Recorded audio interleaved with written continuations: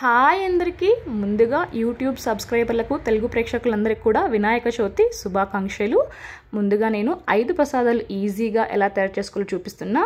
ఇక్కడ నేను బియ్యపు రవ్వ తీసుకున్నాను. ఇది ఆల్రెడీ నేను నానబెట్టుకొని బియ్యంని మిక్సీలో పట్టుకున్నది. మీరు ఒకవేళ పాసిబుల్ అవ్వకపోతే అప్పుడప్పుడైనా మిక్సీకి పట్టుకోండి. కాకపోతే నేను చూపించిన క్వాంటిటీ కాకుండా వాటర్ కొద్దిగా ఎక్కువ యాడ్ చేసుకోండి.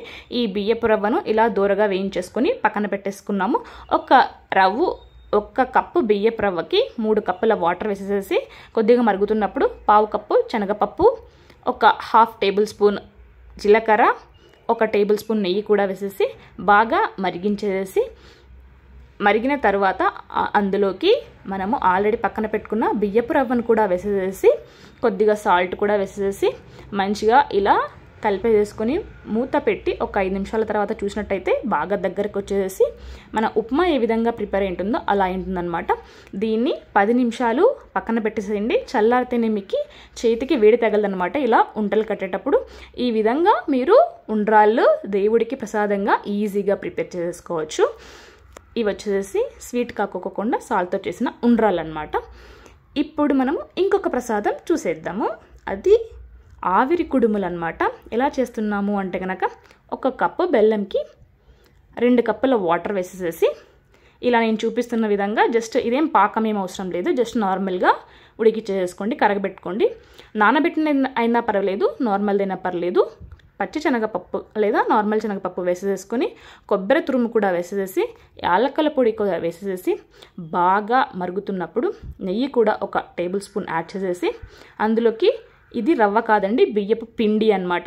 ఇది కూడా నానబెట్టుకొని చేసుకుంటే మేలు. ఒకవేళ లేదంటే కొద్దిగా ఎక్కువ వాటర్ యాడ్ చేయండి. అప్పుడప్పుడు మీరు ప్రిపేర్ చేసుకున్నట్టయితే చేసి కలిపి ఉంటలు లేకుండా ఈ విధంగా కలిపేసి ఈ కన్సిస్టెన్సీ వచ్చే విధంగా మీరు ప్రిపేర్ చేసుకొని చల్లారిన తర్వాత నేను చూపిస్తున్న విధంగా నేను ఉంటలు కడుతున్నాను. మీకు ఉంటలు కట్టడం రాకపోతే నెయ్యి చేతికి అప్లై చేసుకొని ఉంటలు కట్టండి.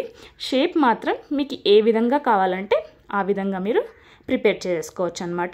ఇప్పుడు వీటిని మనము ఆవిరి కుడుములు కదా, అందుకోసమే ఆవిరి కోసం నేను ఇక్కడైతే ఇది ఐక్యాలో దొరికింది నాకు, అందులో పెట్టాను నేను ఆవిరి కోసం. మీరు లేకపోతే ఇడ్లీ పాత్ర ఉంటుంది కదా, అందులో అయినా పెట్టేసి ఇలా ఆవిరికి పెట్టేసినారంటే ఆవిరి కుడుములు టేస్టీగా రెడీ. ఇది ఒక స్వీట్ కూడా అయిపోయింది కదా, 2 స్వీట్లు అయిపోయినాయి. ఇప్పుడు మనం శనగలు ఎలా ప్రిపేర్ చేసుకోవాలో చూస్తున్నాము. బాగా 2-3 సార్లు కడిగేసేసి 4 గంటలు మినిమం అయితే నానబెట్టేసుకోండి. నానబెట్టేసి మునిగేంత వరకు వాటర్ వేసేసి ఒక 3 విజిల్ అలా రానిచ్చేసేసి ఇలా ఉడికినట్టయితే కనుక పక్కగా పెట్టుకొని వాటర్ అన్నీ కూడా వంపేసి ఫిల్టర్ చేసుకోండి. మనము తర్వాత పెట్టుకోవడానికి ఒక కడాయిలో 2 టేబుల్ స్పూన్ల నూనె యాడ్ చేసి అందులో శనగపప్పు, మినప్పప్పు, జీలకర్ర, ఆవాలు ఒకసారి దూరగా వేయించుకొని అందులోకి పచ్చిమిర్చి కూడా యాడ్ చేసేసి ఇప్పుడు అన్నిటినీ కలిపేసి ఏదైతే పక్కన పెట్టుకున్నామో శనగలు, ఆ శనగలను కూడా వేసి కొద్దిగా పచ్చి కరివేపాకు, కొద్దిగా పసుపు కూడా వేసేసి అన్నిటినీ ఒకసారి కలిపి కొబ్బరి తురుము పచ్చిది ఉంటే పచ్చిది వేసుకోండి, లేకపోతే ఎండుదైనా పర్లేదు. కొద్దిగా అది ఎక్స్ట్రా టేస్ట్ వస్తుంది, మనకి బాగుంటుంది అనమాట. వేసేసి ఒక్కసారి కలుపుకున్నామంటే మనకి వినాయక చవితి ప్రసాదం రెడీ ఈజీగా.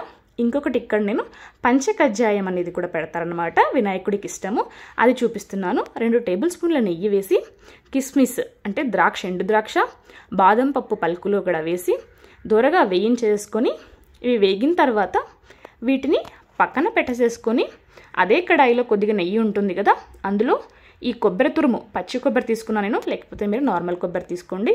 ఇది కూడా దూరగా వేయించేసుకొని దీన్ని కూడా ఈ కొబ్బరిని కూడా పక్కన పెట్టేసేసుకొని ఒక ప్లేట్లో ఇప్పుడు అదే కడాయిలో 1 కప్పు బెల్లం, కప్పు అంటే నేను గ్లాస్తో తీసుకున్నాను, అదే గ్లాస్తో 1 కప్పు గ్లాస్తో తీసుకొని 1/2 కప్పు వాటర్ వేసేసి ఇదైతే మనకి ముదురు పాకం కాదండి, జస్ట్ తీగ పాకం రావాలి.